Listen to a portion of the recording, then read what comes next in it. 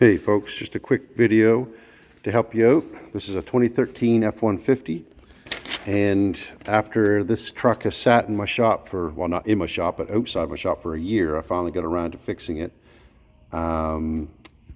Just had to fix this cylinder head, and then when I fired it up, it ran fine, but the battery light was on with code P0625.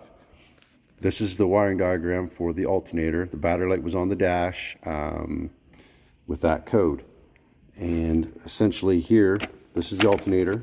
This wire here is part of the 3-wire plug in the alternator. This is a gray with red wire that goes all the way to the fuse box. This fuse box. And right here I get a light, 45, as you can see there, is this fuse right here. This number, the second one in this 10 amp fuse. I checked power on both sides, it fuses good.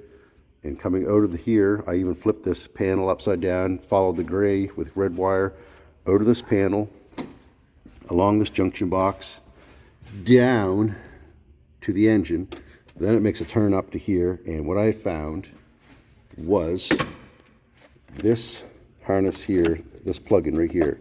It is, as you can see here, if it'll focus in, connector C192, and that is located right beside the battery. In fact, it's mounted to the battery box.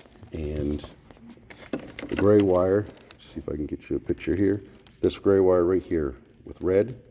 The other side of this plug-in, I can't get the flip over there, I'm plugging it, but you get the idea. It was corroded off right at the plug, and rather than repin it and waste my time on that, I just put this jumper wire from one side of the plug to the other, fixed me up. It's my truck, so I wasn't that concerned with it.